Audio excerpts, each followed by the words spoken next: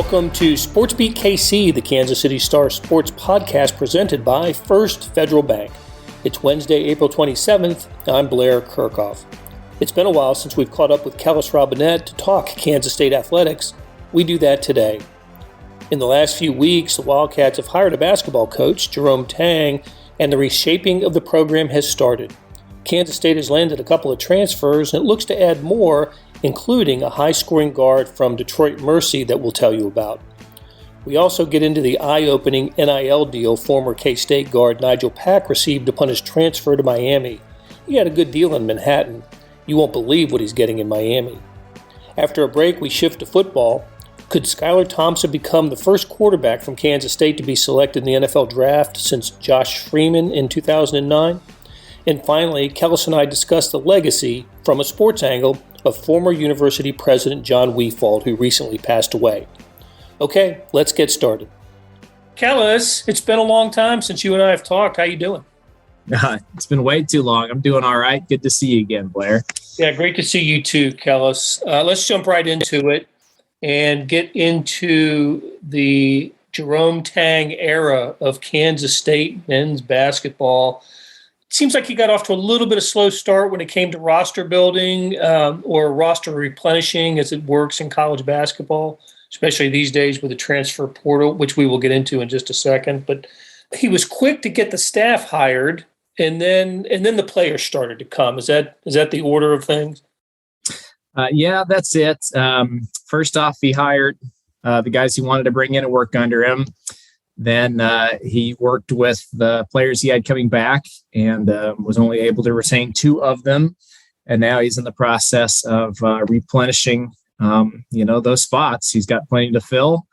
Right now, he's got two incoming transfers, two returning scholarship players, one incoming high school recruit who just decided to sign with Kansas State under Bruce Weber, said, you know what, I like Jerome Tang. I'm going to stick with him and come in and give it a shot. And so that gives them, plenty of other spots to go now. And they're out recruiting every single day, looking for transfers, high school recruits, you name it. And we're starting to, slowly see the roster rebuilt in his image. Right. We're going to get to one of those transfer targets in just a moment. But let's talk about who has committed and who we know is coming to Kansas State. He dipped into the Southeastern Conference for a couple of players. Now, neither of these guys were filled up a stat line at their SEC schools, but Jerome Tang and help me with the pronunciation of the assistant coach, Ulrich Maligi Ulrich Maligi. Close. Okay, Ulrich Maligi. Thank you. These were players that they recruited.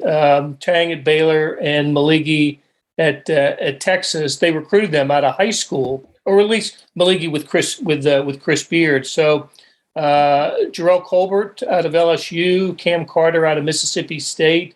Like I said, and not great scorers, didn't fill up the stat line or anything, but these are guys that the coaches knew and had some confidence in. And I think you can just anticipate from the relationship that the coaches have with these players that expectations will be greater and performance should be greater for these guys when they're wearing the purple uniforms.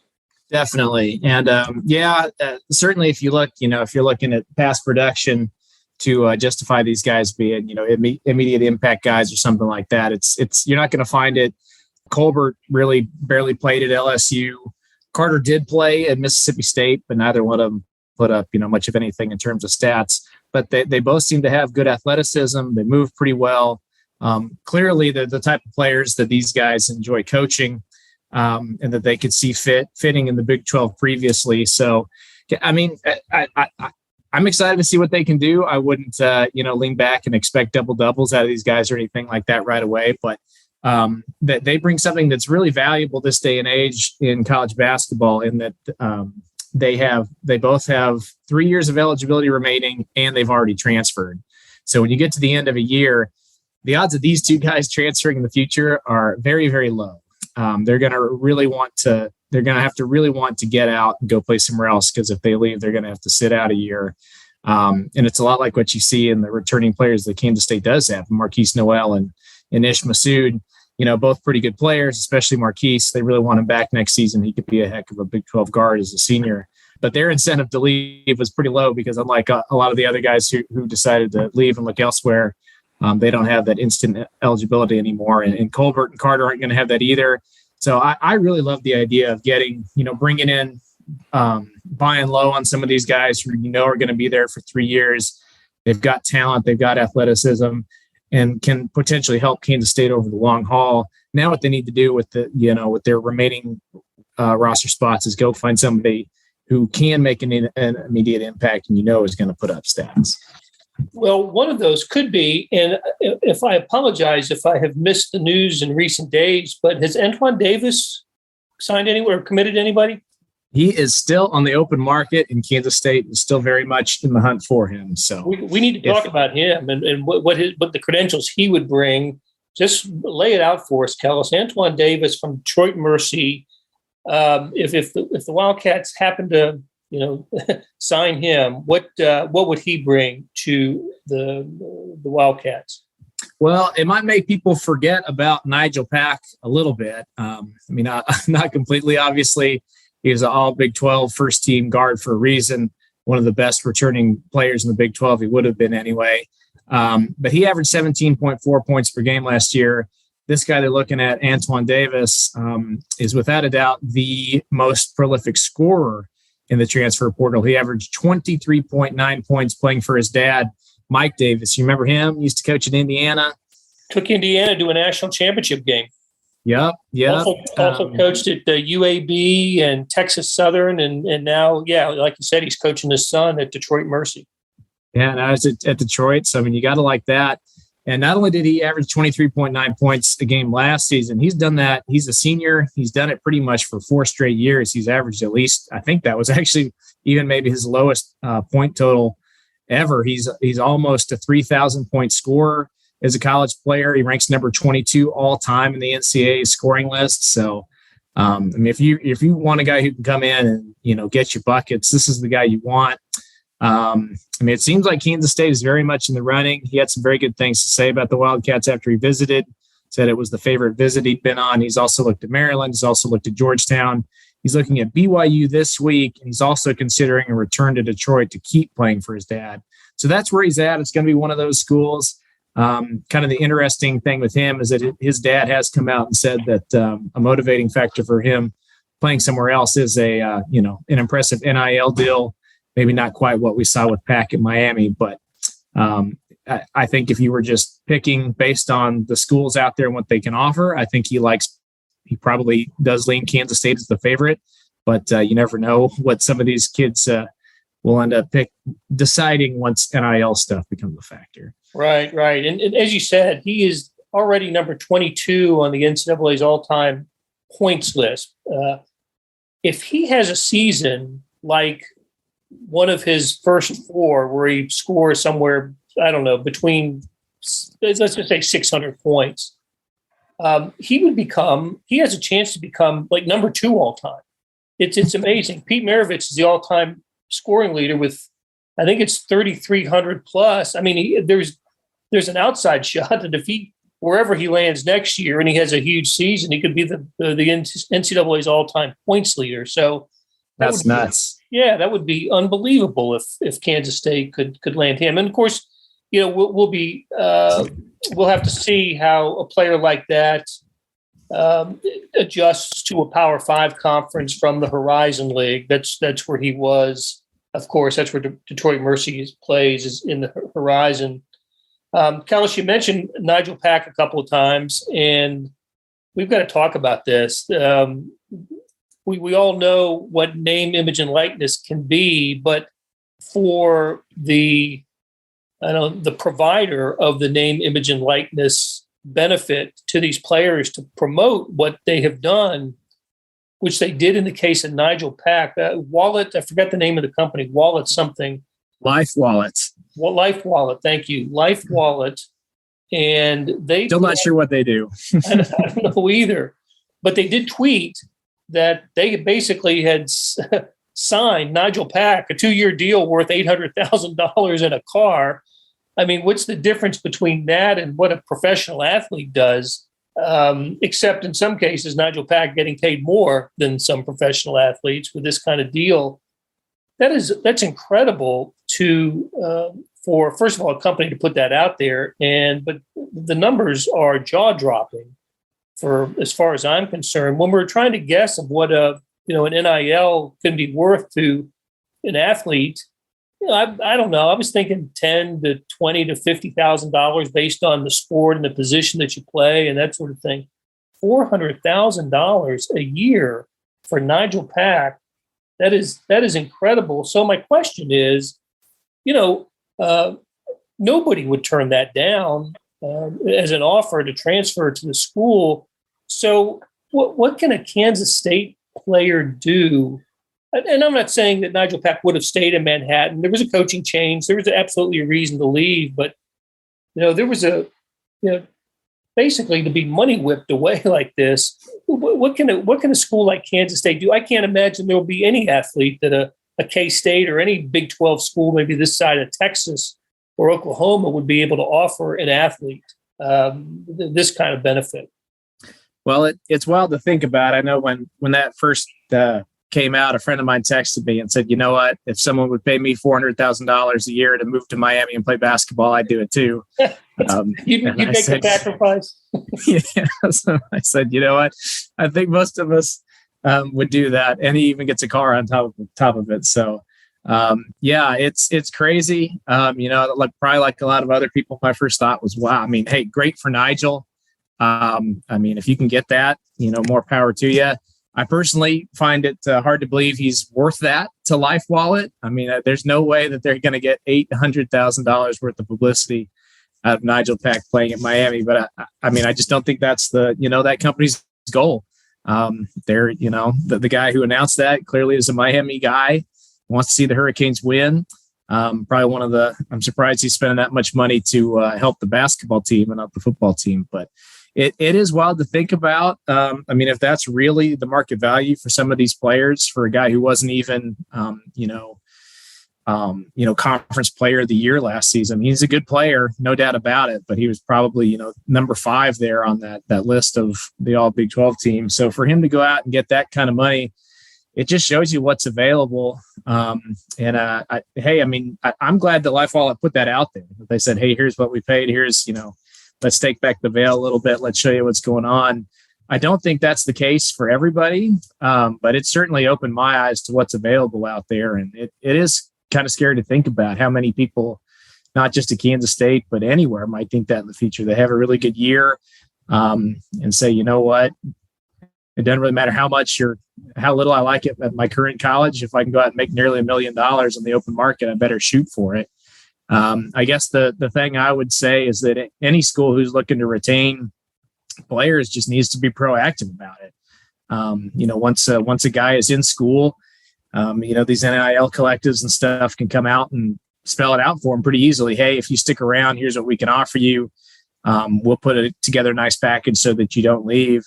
I would say that a school like Kansas State, that's probably what they need to start thinking about. If there are donors or business people out there who in the past put a lot of money into, facilities, saying we need to make the best facilities out there so players will stay and come play with us.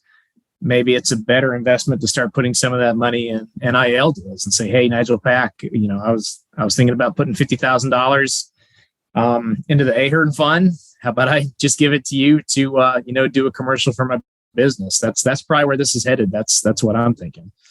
Yeah, those are good thoughts, and it would represent just a real change of direction, philosophy, and change of heart for the donors that provide a lot of the lifeblood of a college athletic program. I've heard a little bit of the same thing that schools may end up having to ask their donors to redirect dollars and basically directly pay the athletes. So what a change that would be. And it's crazy too, because I remember somebody asking me, did I think Nijel was leaving because of NIL stuff? And at the time I thought no, because at Kansas State, he actually had some deals. Like he already had a car here, the Dodge dealership in town, gave him a car, gave him some money to promote their business. There was a popular local restaurant here that had him do commercials and ads and stuff. It seemed to me like if he wanted to make money, he was already in the right spot for it. So very eye-opening that he could just put his name out there and come out with almost $1 million. But yeah, crazy. It also speaks to something that I've wondered about and heard a little bit about, that that schools in metropolitan areas that have more maybe business opportunities or for athletes to cash in on opportunities because those metropolitan areas have more business and more, maybe more alumni in a metropolitan area. Miami obviously is that way, but I'm thinking the LA schools of UCLA and USC and maybe some Texas schools. But anyway, places where the climate is nice and maybe they're more deep-pocketed business people who can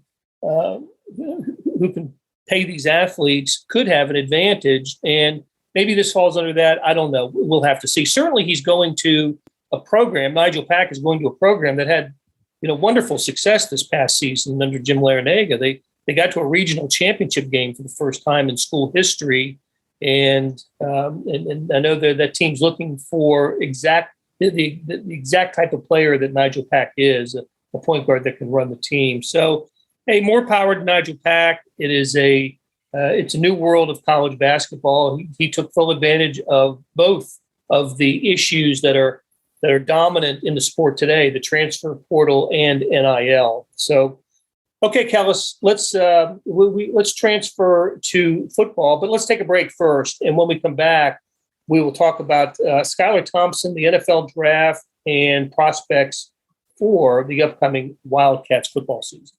Buying your first home is a huge milestone, but the journey there can be confusing. First Federal Bank of Kansas City is here to make it simple. After nearly a century of serving the KC community, our loan advisors have experience in every type of housing market. With a short phone call, we can give you a free rate quote and talk through loan options. No pressure, no obligation. The road to home ownership can be simple with First Federal Bank. Get started with a free quote at ffbkc.com/homes. First Federal Bank of Kansas City, because banking is personal. Member FDIC, Equal Housing Lender. Hey, it's Blair.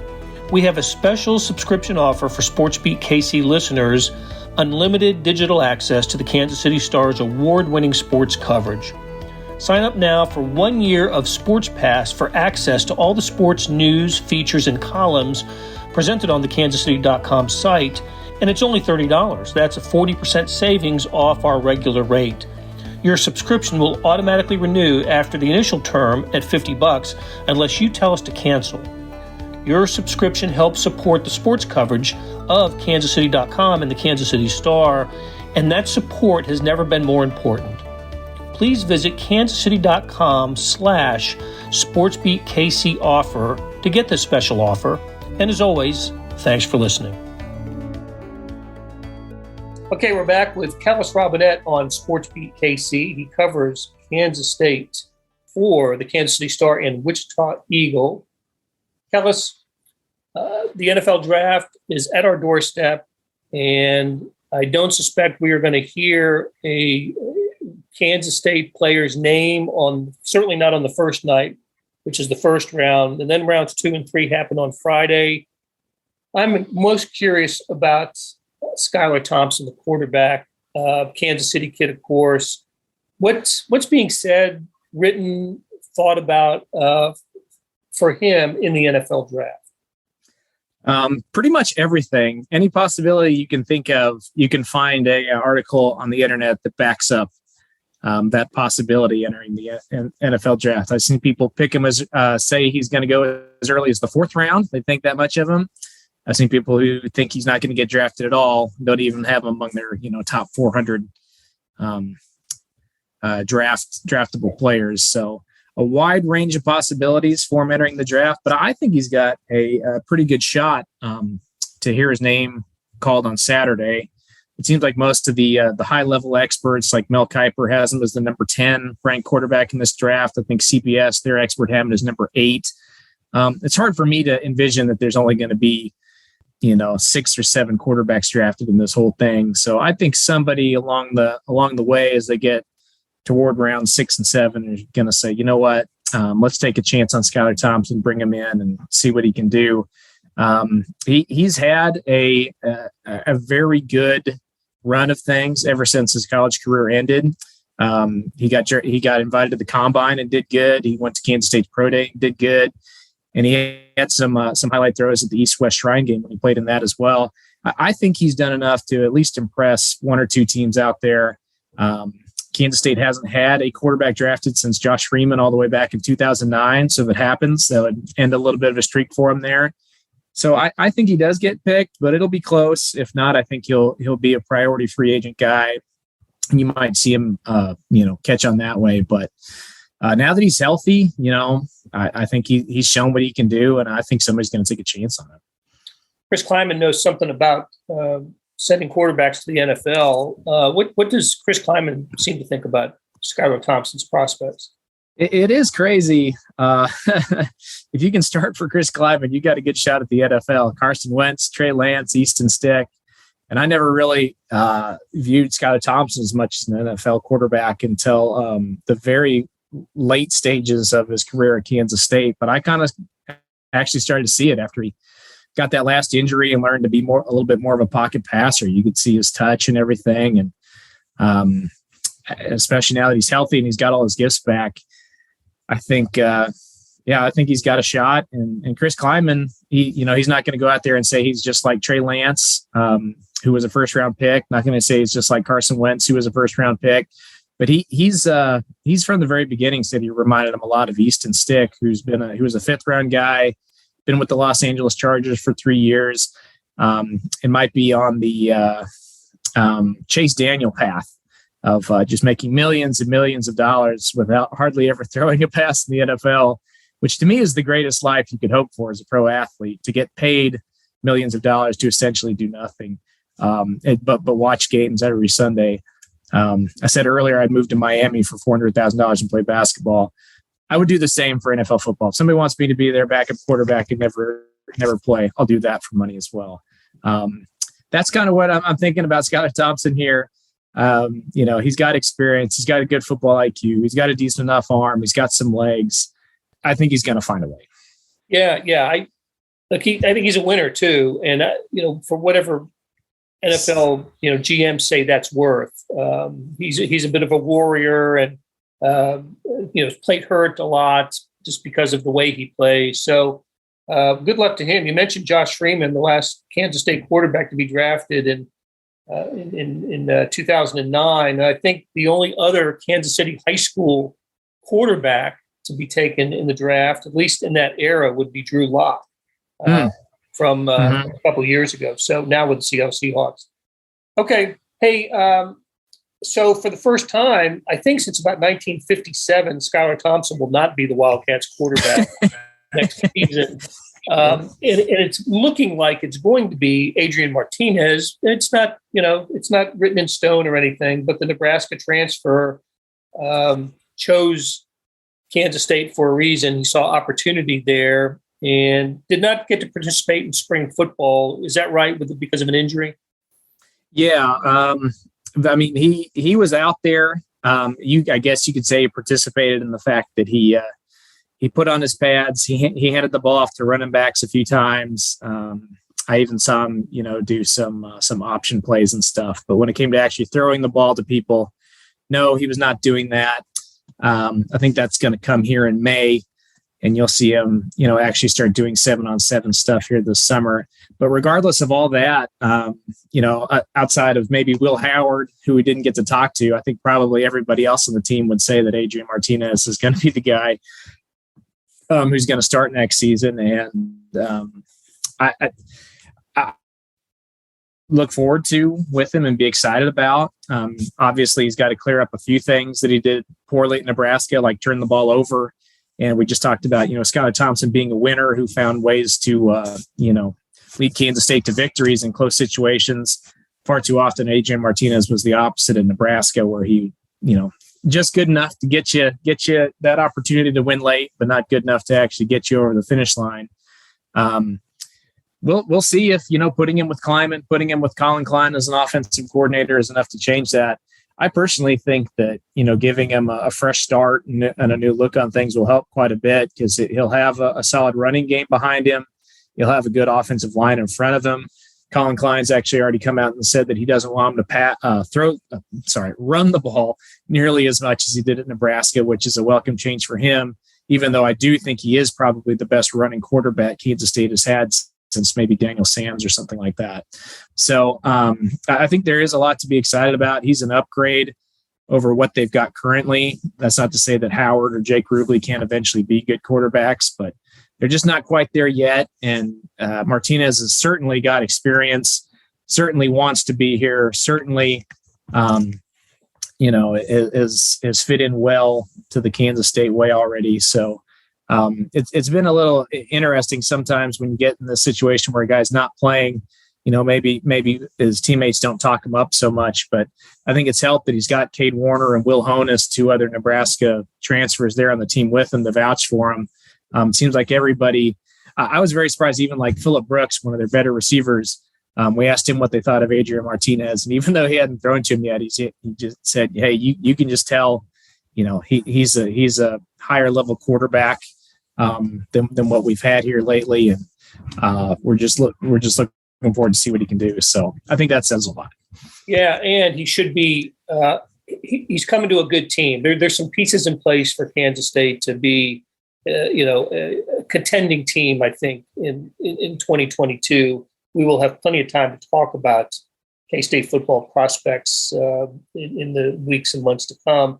But let's begin to wind down on a couple of other topics that are related to Kansas State. And this one, of course, is related to the entire Big 12. The league is looking for a commissioner.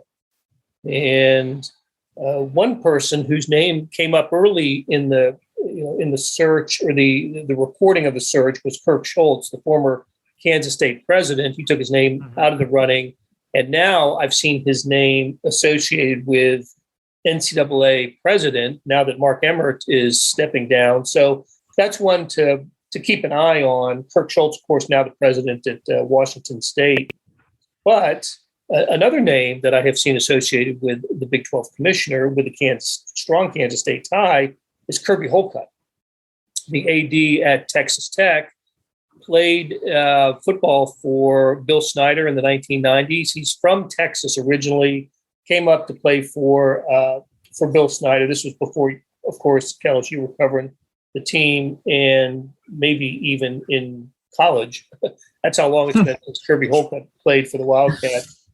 And has now, been for the last few years the AD at Texas Tech. He was the Big 12 rep on the College Football Playoff Committee for a while. So that's one to keep an eye on, Kirby Holcutt as a candidate for Big 12 commissioner.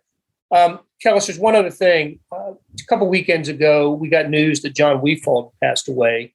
Jon Wefald was K-State's president, I've got these years right, from 1986 until 2009, somewhere in that range. And quite a character when it came to sports. And not many presidents can claim that they've hired two Hall of Fame coaches.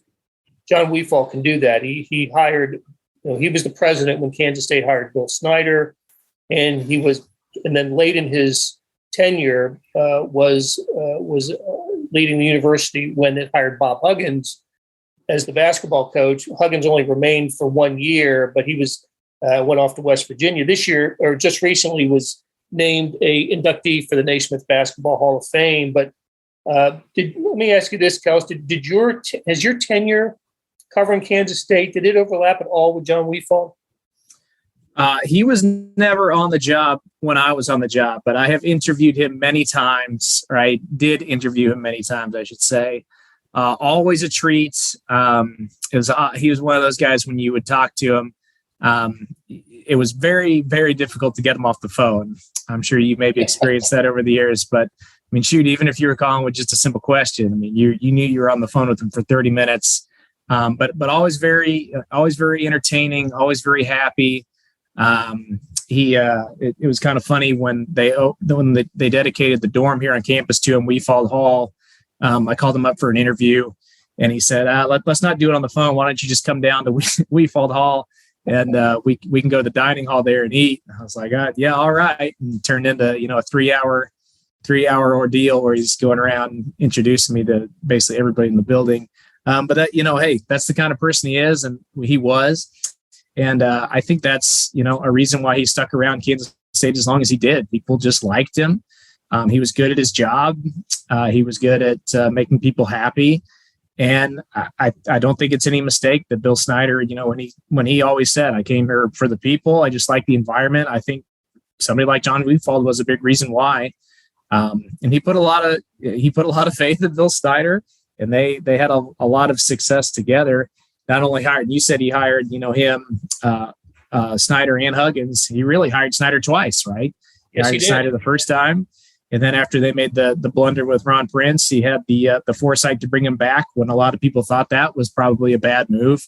And I mean, shoot, he came back and had a heck of a second tenure, brought another Big 12 championship to town, had Kansas State ranked number 1 for a brief time in 2012. I was there to cover that. I was around then. But yeah, I mean, I think it was John Curry who said this, but to me, but the sign of any good athletic department, any good university is retention, right? If you're changing ADs, changing presidents, changing coaches all the time, it's very difficult to be good and excellent year after year after year with that much turnover. What Wefald really did is he came in, he had a vision, he sustained it for all those years, like you said, and Kansas State is better because of it. No doubt about it.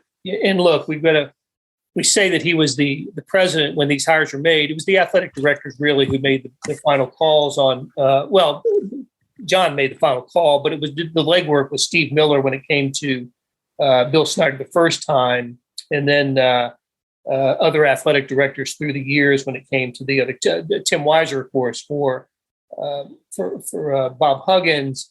But there were also some misses. You mentioned Ron Prince, bad hire. Tom Asbury in basketball, Jim Woldridge, not good hires. But overall, look, Kansas State changed enormously from the time that Jon Wefald took over as president until the end of his tenure. So, and he was a very personable guy. He'll be warmly remembered. So good on Kansas State for naming the having a Wefald. Is it not a dorm, but is it an academic building or a dorm? There is definitely a dorm named after him, Wefald Hall. There might be another building on campus too. Okay. I'm not totally sure on that. But definitely a dorm. I've been inside it. It's very nice. Okay. All right, Kellis, it really enjoyed catching up with you, and we will do it again soon. That'll do it for today. Big shout out to our sponsor, First Federal Bank. And thanks to Randy Mason for producing the show, and to our SportsBeat KC staff of Monty Davis, Jeff Rosen, and Chris Fickett. Tip of the cap to Kellis Robinett for sharing his insights on Kansas State. 36 pages in today's morning sports edition, plenty of good stuff in there. I especially enjoyed the SEC and Big 12 spring football wrap-ups and the feature on the Formula One race coming to Miami next weekend. I got a new email address for you. Punch in liveedition.kansascity.com. Okay, thanks for listening, and we'll be back soon with another SportsBeat KC.